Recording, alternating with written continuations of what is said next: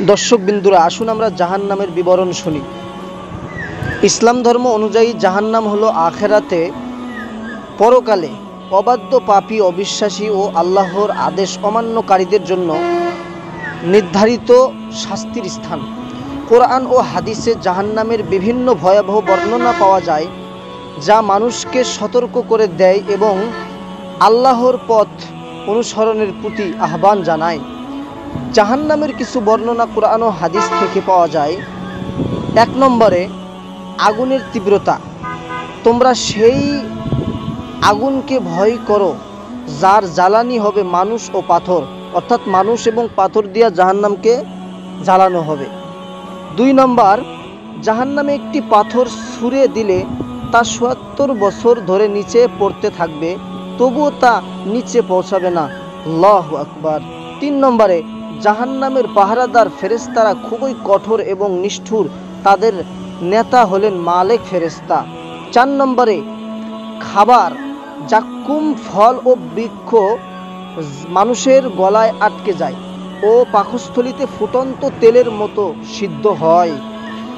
পুষ, ফুটন্ত পানি, রক্ত মিশ্রিত পানি, যা গিলে ফেলা যাবে না। 5 নম্বরে, তাদের চামড়া পুড়িয়ে ফেলা হবে, তারপর আবার নতুন চামড়া সৃষ্টি করা হবে যেন তারা আবার শাস্তি ভোগ করে।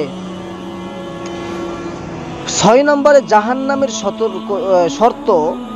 জাহান্নামের বিভিন্ন স্তর বা পর্যায় আছে। সবচেয়ে নিচের স্তর হলো আফালুস সাফিলুন, যেখানে মুনাফিকদের স্থান। 7 নম্বরে, কেউ কেউ চিরকাল সেখানে থাকবে, বিশেষ করে কাফের ও মুশরিকরা। আবার কেউ সময়ান্তে মুক্তি পাবে যদি তারা ঈমানদার হয়ে থাকেন কিন্তু পাপী হন। জাহান্নামের বর্ণনা কেবল ভয় দেখানোর জন্য নয়, বরং মানুষকে সতর্ক এবং আত্মসচেতন করার জন্য। আল্লাহ তাআলা চান মানুষ তার দিকে ফিরে আসুক, তওবা করুক। আল্লাহ রব্বুল আলামিন আমাদেরকে জাহান্নামের ভয়াবহ এরকম জাহান্নাম থেকে আল্লাহ পাক আমাদেরকে মুক্তি দান করুন। ভিডিওটি যদি ভালো লাগে অবশ্যই একটি লাইক করবেন।